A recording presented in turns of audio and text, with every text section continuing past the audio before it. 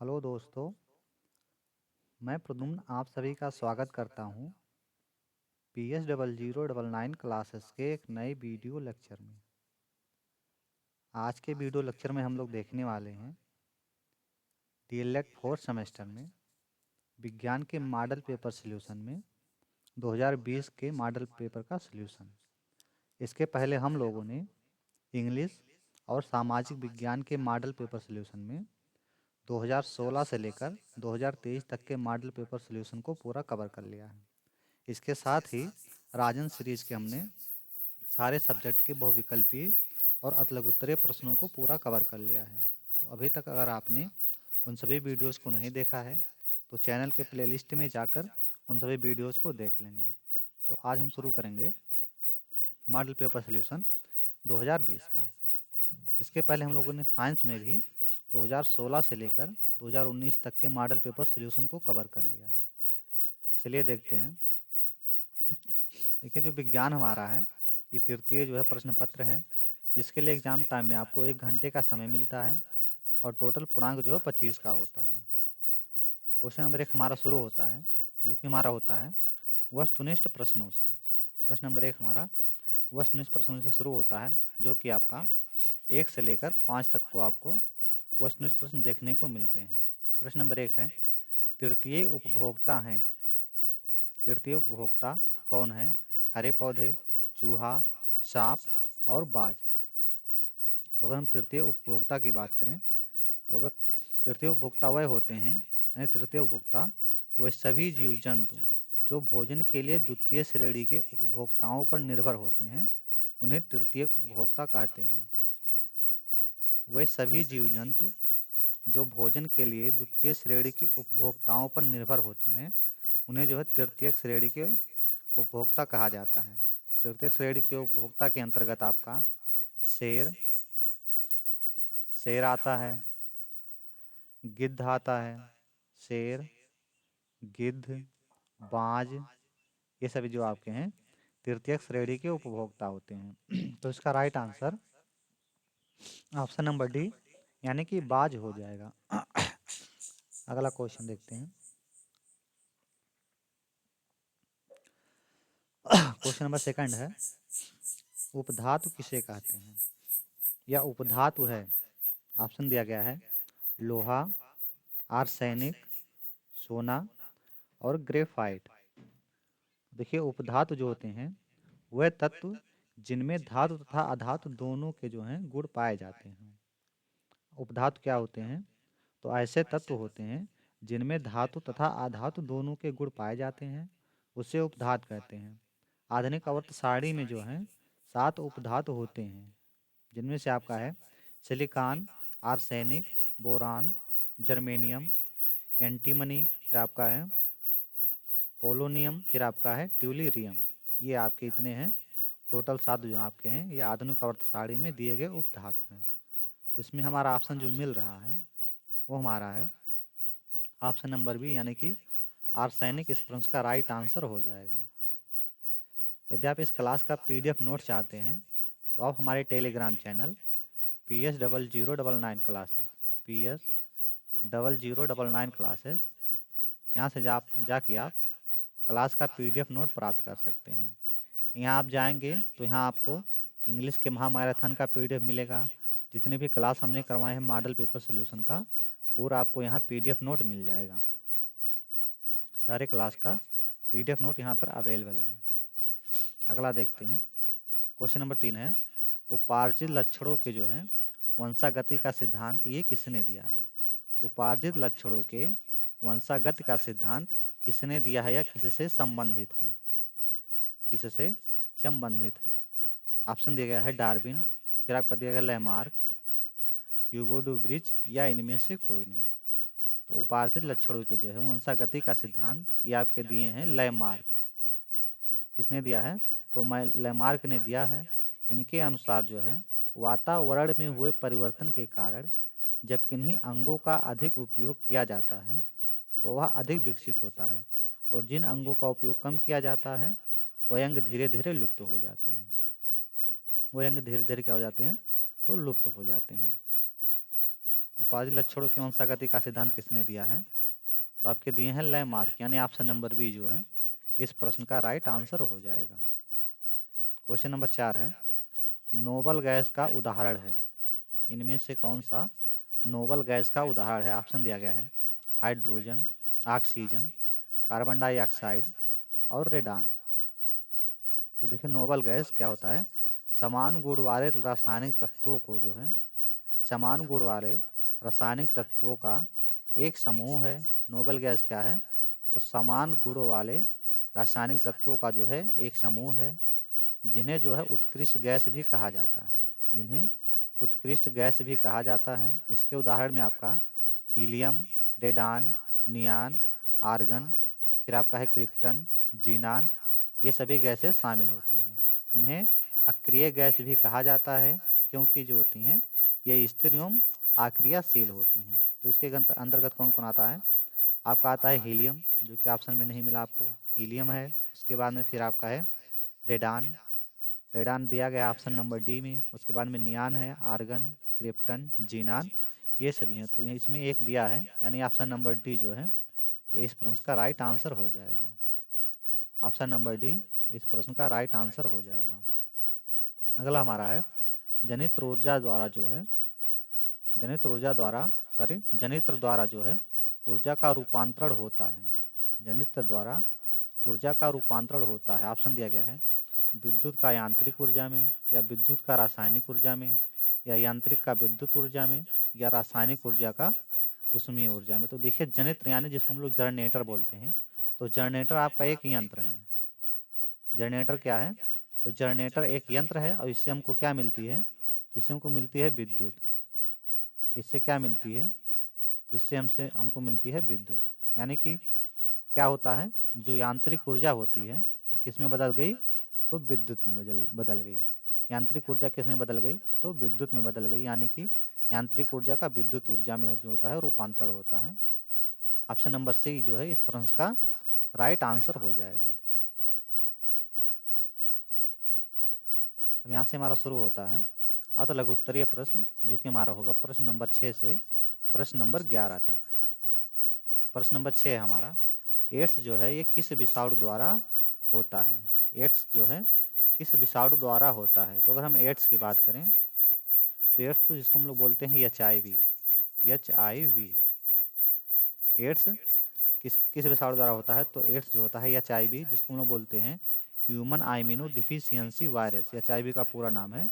इसी जो है यानी HIV नामक विषाणु से होता है, जिसमें मानव प्राकृतिक जो होती है प्रतिरक्षण क्षमता वो खो देता है। इसमें जो होता है, जो मानव की प्राकृतिक प्रतिरक्षण क्षमता होती है वो इसमें खो देता है, यानी इस रोग के कारण ये जो इसकी क्षमता होती है वो नष्ट हो जाती है। आगे देखते हैं, क्वेश्चन नंबर 7 दिया गया है, प्राथमिक उपचार किसे कहते हैं? तो देखिए किसी रोग के होने या चोट लगने पर जो है, या चोट लगने पर अप्रशिक्षित जो है व्यक्ति द्वारा जो सीमित उपचार किया जाता है उसे प्राथमिक चिकित्सा उपचार कहते हैं। इसका उद्देश्य कम से कम साधनों में इतनी व्यवस्था होनी चाहिए कि जो है जो रोगग्रस्त व्यक्ति है का समय से इलाज हो सके।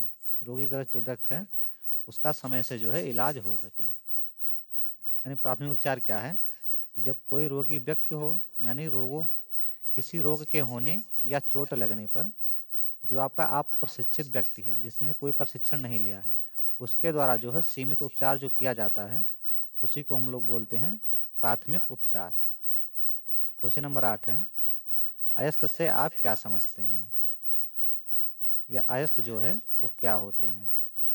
तो अयस्क ऐसे खनिज होते हैं जिनमें धातुओं का जो निष्कर्षण होता है वो आसानी और लाभदायक होता है, यानी आसानी और सरलता पूर्वक किया जाता है। अयस्क जो होते हैं ऐसे खनिज होते हैं जिनसे जो है धातुओं का निष्कर्षण जो है आसानी से किया जा सकता है, आसानी और सरलता से किया जा सकता है, वे खनिज कहलाते हैं। और सभी खनिज जो होते हैं वो अयस्क नहीं होते, लेकिन सभी अयस्क जो होते हैं वो खनिज होते हैं। सभी अयस्क जो होते हैं वो खनिज होते हैं। नेक्स्ट क्वेश्चन देखते हैं। क्वेश्चन नंबर 9 दिया गया है, रुधिर कणिकाएं जो होती हैं ये कितने प्रकार की होती हैं? उनके नाम तथा किसी एक रुधिर कणिका के कार्य लिखिए। उनके नाम तथा किसी एक रुधिर कणिका के नाम लिखिए। तो रुधिर कणिका के अगर हम प्रकार देखें तो रुधिर कणिका जो आपकी होती है वो आपकी होती है 3 प्रकार की। कितनी प्रकार की होती है रुधिर कणिकाएं? तो रुधिर कणिकाएं जो होती हैं 3 प्रकार की होती हैं। पहला आपका है श्वेत रुधिर कणिकाएं। श्वेत रुधिर कणिकाएं ये शरीर की जो है संक्रामक रोगों और बाह्य पदार्थों से रक्षा करने वाली प्रतिरक्षा प्रणाली की कोशिकाएं हैं।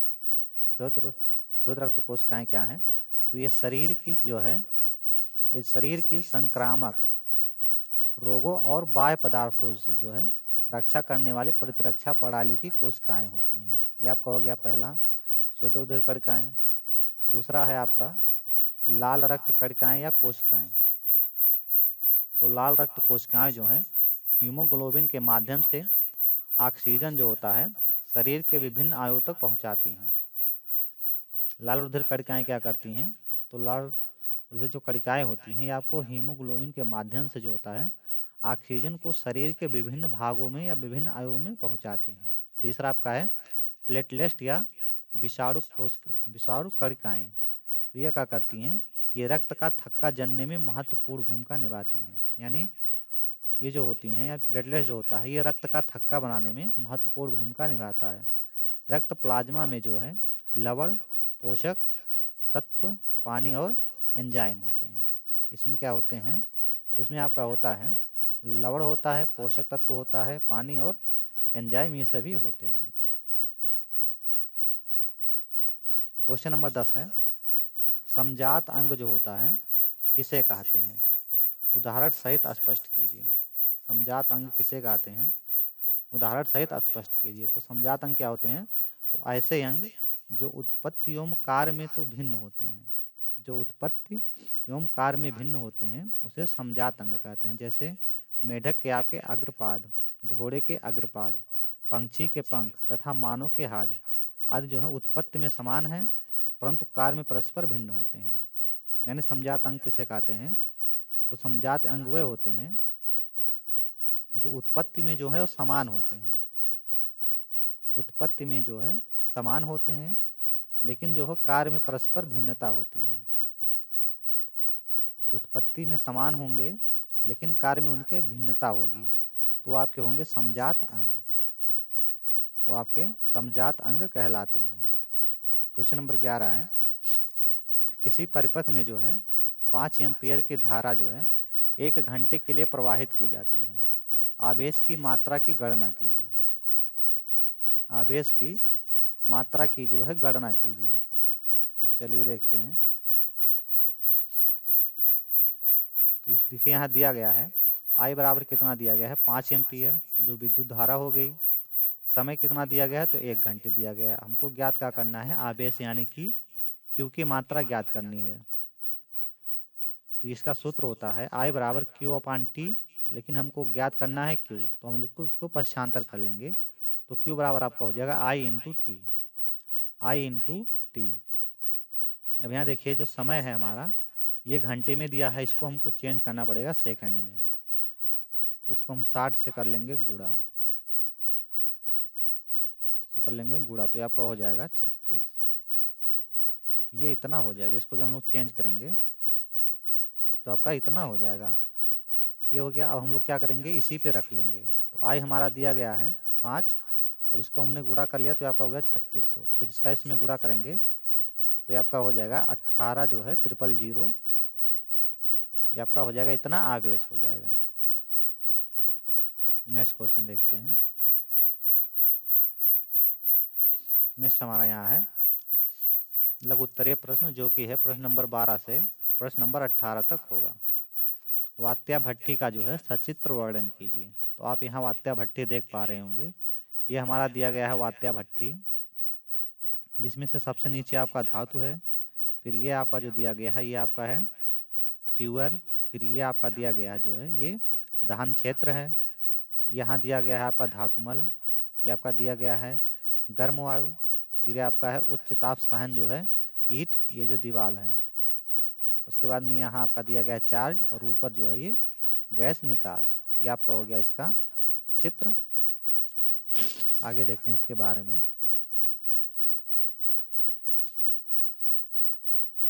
वात्या भट्ठी।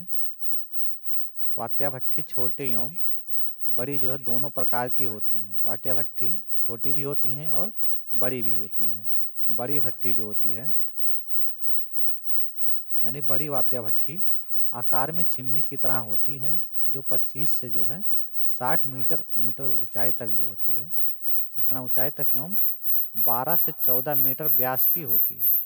इसकी बाहरी सतह जो है इस्पात की चादरों से बनी होती है एवं इसके अंदर की सतह जो होती है अग्निशाह जो है ईंटों की बनी होती है। अग्निशाह ईंटों की बनी होती है। इस भट्ठी की जो होती है, इस भट्ठी के 3 भाग हैं। इनमें से पहला आपका है ऊपरी भाग। ऊपरी भाग, तो इस भाग को जो है हापर कहते हैं। भट्ठी के अंदर अयस्क, कोक तथा गलनांक का मिश्रण को इसी भाग में जो है डाला जाता है। दूसरा आपका दिया गया मध्य भाग, तो इसमें 2 पाइप लगे होते हैं जिसकी सहायता से जो है भट्ठी में गर्म गैस प्रवाहित की जाती है, जिन्हें आपका है ट्यूबर कहते हैं। फिर आपका 3 दिया गया है निचला भाग, तो भट्टी की सबसे निचली भाग को जो है तल कहते हैं, जिसमें पिघली हुई धातु द्रव के रूप में एकत्रित होती है। द्रव के रूप में जो है एकत्रित होती है। अगला दिया गया है डार्विनवाद को समझाइए। डार्विनवाद को समझाइए या डार्विनवाद क्या होता है। तो देखिए डार्विन जो है जैव विकास के जनक माने जाते हैं। जो डार्विन है, डार्विन जो हैं ये आपके जैव जो है विकासवाद के जनक माने जाते हैं। इनके सिद्धांत को जो है प्राकृतिक वर्णवाद का सिद्धांत भी कहते हैं। चार्ल्स डार्विन द्वारा जैव विकास के संबंध में प्रस्तुत विचार आपका origin of species by nature selection में जो है वर्ष 1859 में प्रकाशित किए गए। इसके प्रमुख बिंदु निम्नलिखित हैं। पहला आपका है प्रत्येक जीव जो है जाति में संतोषोत्पन्न की प्रचुर क्षमता होती है। सभी जीव जो जाति होते हैं उनमें संतानों उत्पत्ति की जो है प्रचुर क्षमता होती है। दूसरा, प्राकृतिक वर्ण से विभिन्नताएं पीढ़ी दर पीढ़ी जो है एकत्र होती रहती हैं तथा कालांतर के बाद जो है विभिन्नता के चलते नई पीढ़ी जो है बन जाती हैं। विभिन्नता के चलते नई पीढ़ी बन जाती हैं। जीवन के संघर्ष में वही जीवधारी सफल होते हैं जिसमें वातावरण के अनुकूल जो है विभिन्नताएं होती हैं। इन्हीं योग्यताओं जो है इन्हीं योग्यतम जीवधारियों का प्राकृतिक द्वारा वर्ण यानी योग्यतम की उत्तरजीविता होता है। फिर आपका है संतानों उत्पत्ति की प्रचुर क्षमता होने के बावजूद प्रकृति में प्रत्येक जाति के जीवधारियों की संख्या सीमित रहती है, क्योंकि प्रत्येक जीवधारी को जो है अस्तित्व बनाए रखने के लिए निम्न प्रकार का संघर्ष करना पड़ता है। इनमें से पहला आपका है अंतःजातीय संघर्ष, फिर आपका है वातावरणीय संघर्ष। ये 2 प्रकार के जो है संघर्ष करने पड़ते हैं। नेक्स्ट क्वेश्चन देखते हैं। क्वेश्चन नंबर 14 है मेंडलीव की आवर्त सारणी के लाभ एवं दोष का उल्लेख कीजिए। मेंडलीव की आवर्त सारणी का लाभ एवं दोष का जो है उल्लेख कीजिए। तो पहले हम लोग लाभ देखते हैं। तो किसी एक वर्ग के जो है सभी तत्वों के परमाणुओं के सबसे बाहरी कक्ष में इलेक्ट्रॉनों की संख्या यानी संयोजक इलेक्ट्रॉनों की संख्या जो है वो समान होती है। इस कारण किसी एक वर्ग के सभी तत्व के मुख्य गुण समान होते हैं। ये पहला लाभ हो गया। दूसरा है इस सारणी में जो है 92 तत्व के जो है भौतिक तथा रासायनिक गुणों का अध्ययन केवल 9 समूहों में कर दिया गया है। यह दूसरा लाभ हो गया इसका। फिर आपका है नए तत्वों की खोज में सहायता प्राप्त होती है। ये तीसरा लाभ हो गया। अब दोष देखते हैं। दोष इसका समस्थानिकों और संभारकों को आवर्त सारणी में स्थान देने में कठिनाई। पहला दोष। दूसरा आपका है आवर्त सारणी में हाइड्रोजन का कोई निश्चित स्थान ना होना। इसमें हाइड्रोजन का जो है कोई निश्चित स्थान नहीं है। प्रश्न नंबर 15 है पारिस्थितिकी तंत्र में खाद्य जाल को उदाहरण सहित समझाइए। पारिस्थितिकी तंत्र में खाद्य जाल को उदाहरण सहित समझाइए। तो चलिए देखते हैं। खाद्य जाल प्राकृतिक परिस्थितियों में पारितंत्र में पाई जाने वाली खाद्य श्रृंखलाएं एक दूसरे से अलग एकल रूप में जो है प्रचलित नहीं होती, वरन ये परस्पर संबंध होकर अंतःग्रंथित जो है प्रतिरूप बनाती हैं, जिसे खाद्य जो है जाल कहते हैं, जिसे खाद्य जाल कहते हैं। उदाहरण में जैसे घास, चूहा, सर्प और बाज। आगे देखते हैं। खाद्य श्रृंखला में जो है पादपों को चूहे खाते हैं, परंतु इसके अलावा पादपों को खरगोश भी खा सकते हैं, अथवा उसी पादप को टिड्डा भी खा सकता है। चूहों को सर्प के अलावा दूसरे प्राणी तथा सांप को बाज के अलावा मोर भी खा सकता है। इस प्रकार से एक समुदाय में जो है अनेक खाद्य श्रृंखलाएं जुड़ी हुई होती हैं और एक खाद्य जाल है जो है बन जाता है। एक खाद्य जाल बन जाता है। नेक्स्ट हमारा दिया गया है, दिए गए चित्र में ए तथा बी के बीच जो है तुल्य प्रतिरोध की गणना कीजिए। यानी ये हमारा ए दिया है और ये है बी, इसके बीच में तुल्य प्रतिरोध की गणना कीजिए। तो देखिए इसमें जो यानी कि जो हमारा एक सीधी लाइन में दिया होता है इसको हम लोग बोलते हैं प्रतिरोध। ये हमारा प्रतिरोध होता है। तो यदि एक सीधी लाइन में दिया रहेगा तो इसका प्रतिरोध ज्ञात करने का दूसरा सूत्र होता है। यदि इस तरह से दिया होगा जैसे ये दिया गया है तीनों, तो इसका अलग सूत्र होता है। यानी इसके ज्ञात करने के दो सूत्र, जिसमें से पहला आपका होता है श्रेणी क्रम। पहला होता है श्रेणी क्रम में, पहला श्रेणी क्रम, और दूसरा होता है समांतर क्रम। दूसरा समांतर क्रम। अब दोनों का अलग अलग सूत्र होता है। समांतर क्रम का सूत्र होता है 1/r बराबर 1/r1 plus 1/r2 plus 1/r3 plus, यहाँ एक होगा 1/r3 प्लस, ऐसे ऐसे करके आगे तक चला जाता है। और जो श्रेणी क्रम में होता है इसमें होता है आपका r बराबर r1 plus r2 plus r3 plus, ये भी ऐसे ऐसे करके जाएगा। बस दोनों में इतना अंतर होता है, एक में बटे में है, एक में है। तो ये जो दिया गया है ये समांतर क्रम में है और ये जो एक लाइन में होता है श्रेणी क्रम में है। पहले हम इसमें से समांतर क्रम का निकाल लेंगे। इसमें से पहले समांतर क्रम का निकाल लेंगे। तो समांतर क्रम के लिए हम लोग सूत्र लगाएंगे 1/r बराबर होता है 1/r1 plus 1/r2 plus 1/r3। तो यहाँ हमारा दिया गया है, यहाँ हमारा दिया गया है r1 हमारा दिया गया है, यहाँ दिया गया है 2, तो 1/2 हो गया। r2 इसको मान लेते हैं तो 1/3 हो गया। उसके बाद में r3 इसको मान लेते हैं तो 1/4 हो गया। ये हमारा हो गया। हम पूरे का एलसीएम निकाल लेंगे तो इसका एलसीएम हो जाएगा 12। एलसीएम 12 हो जाएगा। ऊपर आपका आ जाएगा 6 प्लस 4 प्लस 3, इसको जोड़ेंगे तो ये आपका हो जाएगा 13/12। इसको काटेंगे हम लोग तो ये हो जाएगा 0.092। यहाँ r का मान 1/r का मान हो गया। इसको पक्षांतर करेंगे तो r बराबर भी इतना ही हो जाएगा। यानी यहाँ r बराबर हमको इतना मिल गया। अब हम इसको श्रेणी क्रम में जोड़ लेंगे। इसको क्या करेंगे तो श्रेणी क्रम में जोड़ लेंगे। तो श्रेणी क्रम में सूत्र होता है r बराबर r1 plus r2 plus r3। r बराबर r1 हम इसको ले लेते हैं यानी कि 0.92, फिर r2 में इसको ले लेते हैं 1 ओम को, r3 में यहाँ ले लेते हैं 5 ओम को। तो 5 1 6 यानी r बराबर आपका हो जाएगा 6.92 ओम। ये हो जाएगा इसका आंसर। तुल्य प्रतिरोध बराबर कितना हो गया 6.92 ओम। आगे देखते हैं।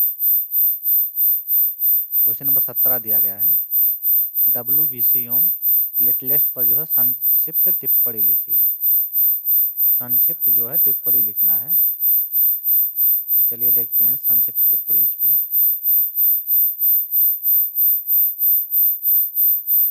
देखिए शरीर में जो होता है ये 3 तरह के ब्लड सेल्स पाए जाते हैं, जिनमें से पहला आपका है लाल रक्त कोशिकाएं, फिर आपका WBC यानी व्हाइट ब्लड सेल्स, और तीसरा है प्लेटलेट्स। अब व्हाइट ब्लड सेल यानी WBC, तो WBC क्या होता है, शरीर को जो है बीमारियों से लड़ने की क्षमता प्रदान करता है। जब मानव शरीर में जब बैक्टीरिया या वायरस प्रवेश कर जाते हैं, तब हमारे खून में जो मौजूद सफ़ेद रक्त कणिकाएं जो होती हैं या कोशिकाएं होती हैं यानी WBC होती हैं, उनसे लड़ने की क्षमता रखता है, जिन्हें क्या बोलते हैं हम लोग, तो जिन्हें हम लोग बोलते हैं लिम्फोसाइट, जिन्हें हम लोग लिम्फोसाइट कहते हैं, जिन्हें जो है लिम्फोसाइट कहा जाता है। फिर देखते हैं WBC का निर्माण कहाँ होता है, तो अस्थि मज्जा, जिसको बोन मेरो कहते हैं, इसी में होता है। WBC की संख्या में वृद्धि के कारण जो है ल्यूकेमिया नामक एक प्रकार का कैंसर होता है। यदि WBC की मात्रा शरीर में बढ़ती है तो क्या होगा, ये कैंसर होता है। फिर आपका है प्लेटलेट्स, तो हमारे शरीर की जो कोशिकाएं होती हैं जो रक्तस्राव को रोकने का काम करती हैं, यानी प्लेटलेट्स क्या करती हैं, ये हमारे शरीर में एक प्रकार की कोशिकाएं होती हैं जो ब्लड के स्राव को रोकती हैं और साथ ही जो है क्षतिग्रस्त रोग की को जो है ठीक करने का भी काम करती हैं। प्लेटलेट्स की संख्या में कमी होने के कारण मनुष्य में जो है डेंगू व मलेरिया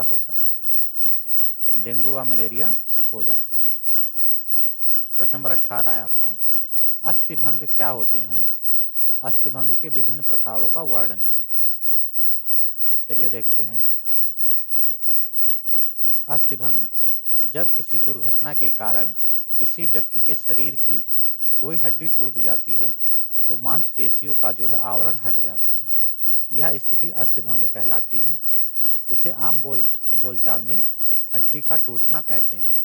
अस्थिभंग जो होता है ये निम्नलिखित प्रकार का होता है, जिनमें से पहला आपका दिया गया है ग्रेनास्टिक जो है फ्रैक्चर। इसमें क्या होता है, यह हड्डी में एक छोटी जो है हेयर लाइन दरार है जो ज़्यादातर बच्चों में होती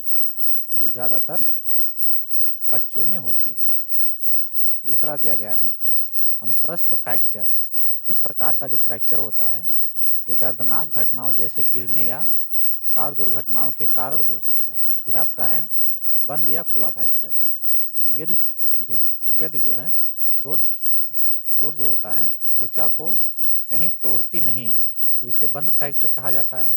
यदि त्वचा टूट जाती है तो इसे ओपन फ्रैक्चर या कंपाउंड फ्रैक्चर कहा जाता है। फिर आपका है विखंडित अस्थिभंग। इसमें क्या होता है, जो विखंडित अस्थिभंग होता है कंप्यूटेड फ्रैक्चर वह होता है जिसमें जो है हड्डी जो होती है अधिक टुकड़ों में जो है टूट जाती है, जिसमें हड्डी अधिक टुकड़ों में टूट जाती है।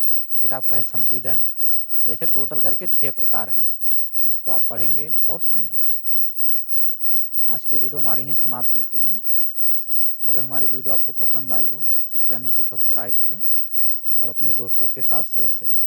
मिलते हैं नेक्स्ट वीडियो में, तब तक के लिए जय हिंद।